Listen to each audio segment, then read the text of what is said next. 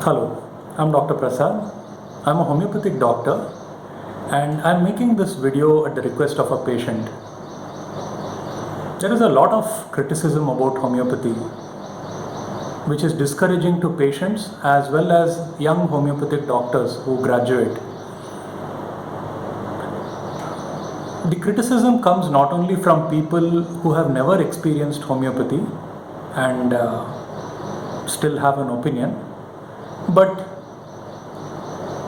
people who say they are scientists, and I want to address these two issues. Fortunately, we have a good amount of support from patients who have done so well. We see our results, so we experienced practitioners are not faced by this criticism. And allopathic doctors, they refer patients to us, they even come to us for treatment. For example, my son's pediatrician comes to me for asthma. I had a patient that is an orthopedic surgeon. He came from another city. He came here for a conference and he came to me for his knee pains. This is an orthopedic doctor. Now, these people are not foolish or incompetent. They just are open-minded. They realize that their system is not perfect, just as homeopathy is not perfect, and they seek help from another system. Dermatologists routinely refer patients with warts to homeopathic doctors. This is well known. Now, there are a couple of things. The first allegation is that studies have proved that homeopathy is ineffective. It is placebo. The most important thing to understand is that any study should be looked at from the point of view of its validity. Suppose you have 10 people and you do a study, it is not valid. We recently saw that with hydroxychloroquine. So there were lots of claims, but then a proper study showed that it was not useful and then it was discontinued. Now, the studies done on homeopathy have never involved experienced homeopathic practitioners nor the basic homeopathic methodology. It has been conducted primarily by people who want to discredit or disprove homeopathy. So they take some medicine, they say arnica is supposed to be good for injuries. We'll give it to 10,000 people, 5,000 on placebo, 5,000 on arnica. This doesn't work. This is not the way homeopathy works. It is the same as I take 50,000 or 100,000 people, divide it into 2 groups or 3 groups, randomized, double blind, and I do acupuncture on them, which I don't know. And then I show the results. I do the statistical analysis and say, see, it failed. How valid are such studies?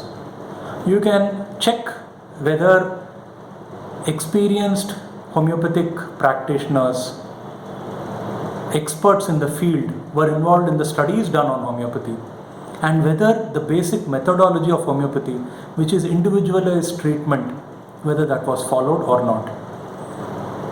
The third thing is, people say you don't know how it works, so you don't know what you're doing. Friends, today the whole world is looking for a vaccine. Now, how are vaccines first discovered or invented?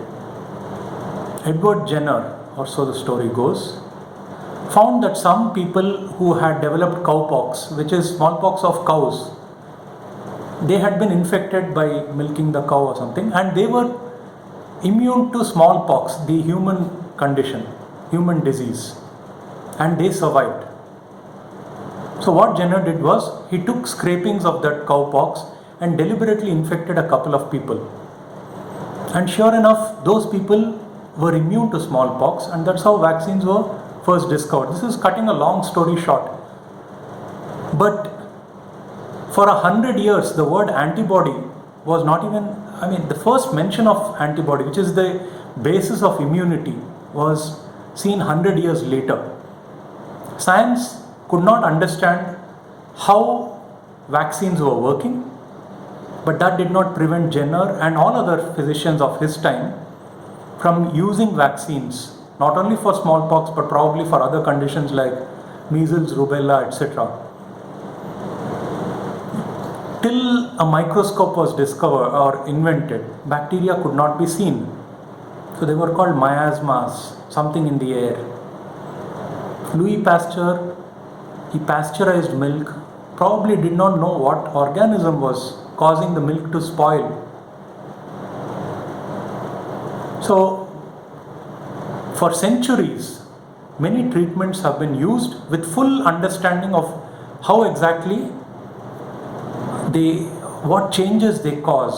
So vaccine, it is not some random thing that you take some scrape from the bark of a tree. No, very specifically cowpox given to a person to immunize from smallpox, based on observations, based on clear actions taken, with a clear expectation of what is going to happen.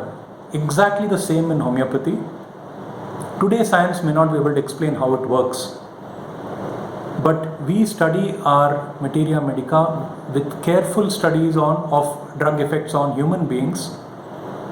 These are very carefully written down observations, applied very precisely to patients. That is why we take a detailed history, and we know exactly what to expect from the patient. So let random allegations or criticisms not discourage patients or young doctors of homeopathy. The results speak for themselves, and anybody who wishes to explore homeopathy further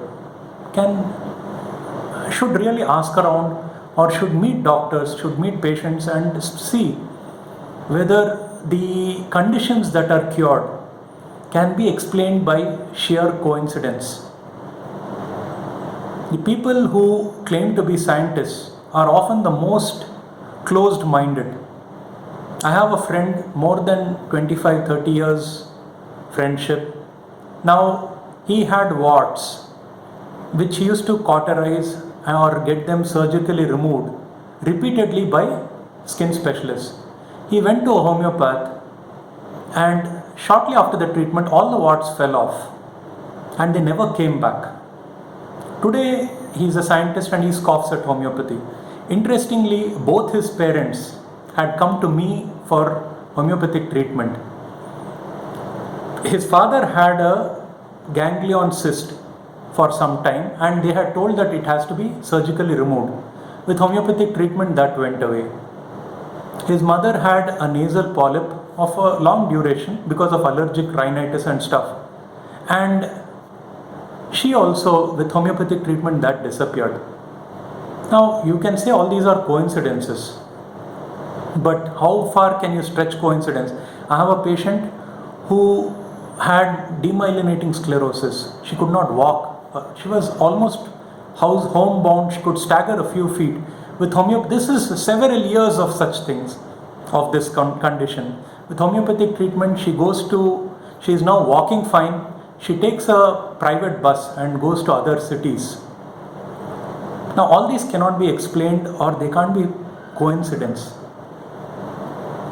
Finally, when people say that in homeopathy you go to the homeopathic doctor, it is placebo, it is safe, but the doctor may miss something and so you will be in trouble. This is not true. Homeopathic doctors are trained in hospitals. We work in government hospitals, municipal hospitals, in addition to our homeopathic hospital. And we do understand. So if a person comes to me with a heart murmur, now I put the stethoscope, I hear a murmur. I don't know, it's a mid-diastolic, end systolic, whatever. What I do is I refer the patient to a cardiologist. Recently, a lady came to me with Hodgkin's lymphoma. She had already been diagnosed, and she came and she said, they suggested chemotherapy, I don't want to go for it. I want homeopathy. I told her that for Hodgkin's lymphoma, modern medicine is far superior and you must take the chemotherapy. It has a 90 to 95% success rate. So please try to understand that homeopathic doctors are well trained, they are responsible, and we work in conjunction with doctors of various branches of medicine with full respect. So this is something that I wanted to convey to you.